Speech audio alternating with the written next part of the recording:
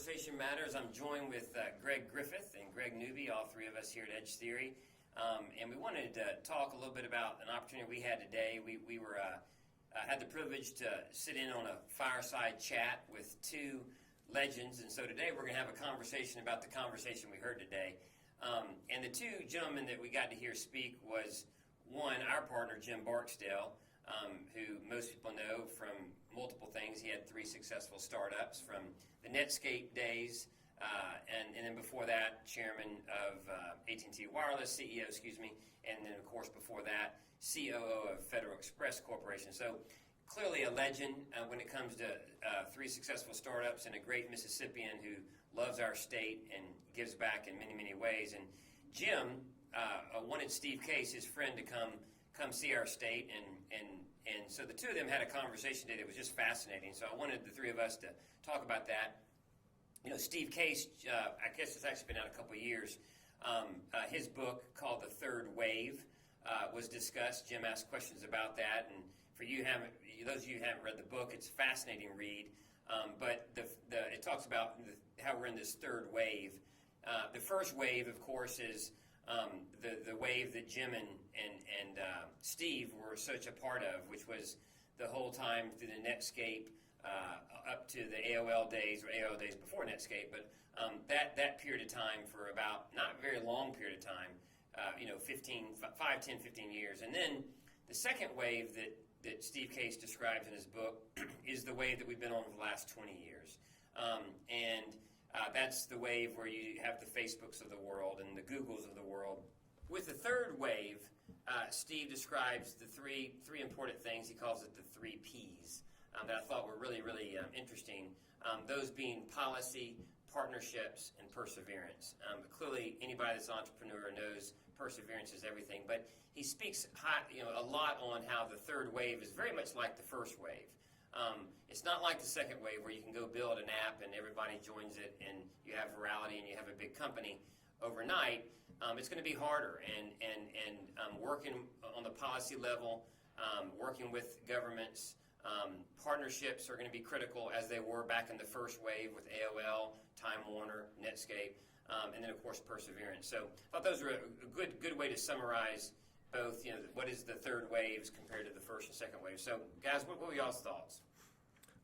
I was struck by a couple of things. I think to start off with, to see the banner between those two guys shows you that they really are friends, and they're old friends. It's kind of like, it's a little reminiscent of the videos floating around YouTube where you see Bill Gates and Steve Jobs sitting on the same stage, talking about their years both, as partners and as rivals.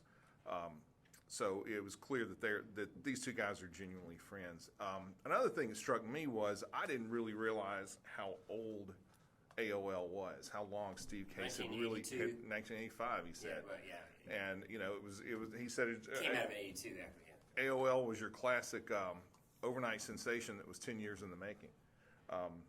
So I know that that speaks a lot to the perseverance P of the 3 Ps. And he was quite young. He was very young. Today, Case is still only 61 years old. Right, exactly. So, the things that we think back of the legendary things that he was doing when AOL acquired Netscape, for example. If my math is right, he was only 41 or thereabouts. Yeah. He was a young man. Yep. No, I think it was incredible. For people who don't know, of course, there was Netscape, and then Netscape went with AOL. AOL acquired Netscape, and then, of course, after that, it was Time Warner. And these guys, that through those whole mergers, Jim, and Steve were both on the board of Time Warner, for years. Yeah, another thing I was struck by was something I just don't stop and think about this a lot. But Case made the point that the lion's share of all the venture capital in America flows into primarily 3 states, and that Florida, for example, the nation's 3rd or 4th most popular state, gets 1.3%. Texas 2%.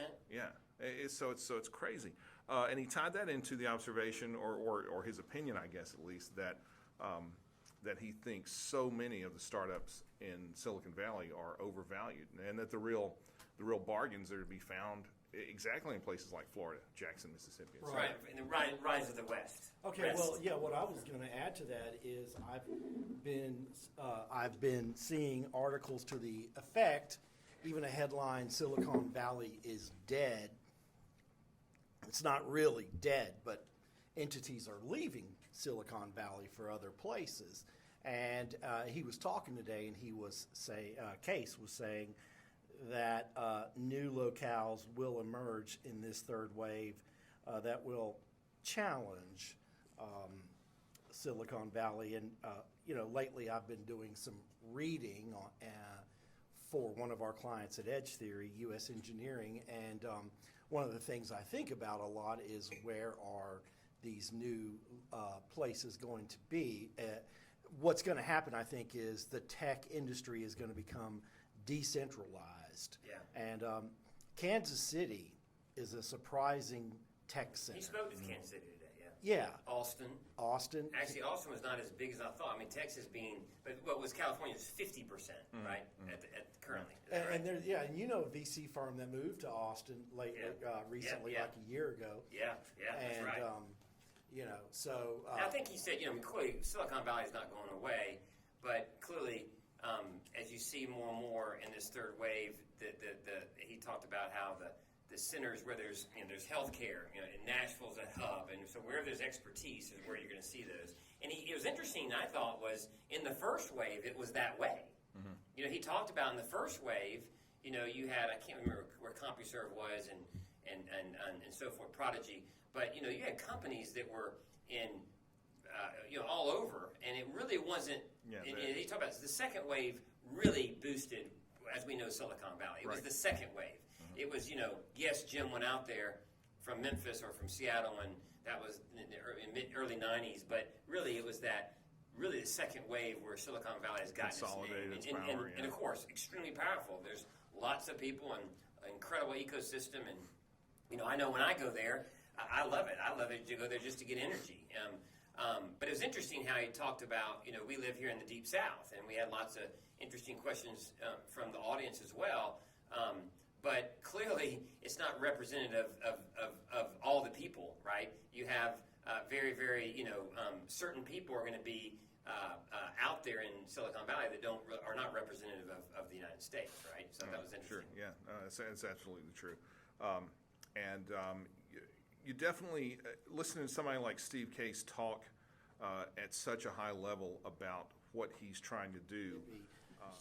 Dearth creates opportunity. When you're lacking something, you can identify a need, and there is a very strong lack of technical ability here, but there's also an opportunity. Oh, yeah. And for example, a lot of people don't know this.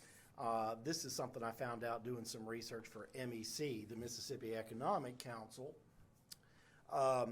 Mississippi has a lower cost of living, and so because of that, Amazon sellers in Mississippi are able to sell for less than sellers from other states.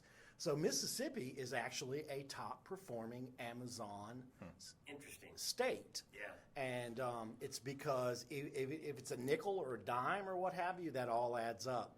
And so Mississippi leads the Amazon marketplace. Interesting. And that's an opportunity created by dearth. That's a great point. Yeah, that's a great point. That's a great point. Well, it's good. It's good. Well, I hope he'll come back. I mean, Jim did ask him if he'll drive the bus here next year. So he did. Jim, in his cleverness, said, "Do you actually?" He didn't ask me if he drove the bus. He asked said, "Do you sleep on the bus?" Right. Yeah. But he has done. Said yes. But Steve has done what 11,000 miles. 11,000 miles on the bus. Rise of the Rest bus. Rise of the Rest. And I thought it was so thankful and appreciate him coming. Appreciate obviously Jim. When he asked, "Why did you come?" he said, "Because you asked me to come." Right, yeah. The only reason he came is because Jim Barksdale asked him to come. But that was, I know we're very thankful for all that, and it was a great discussion. It's fun. Right, yeah. It was really eye-opening on a number of levels.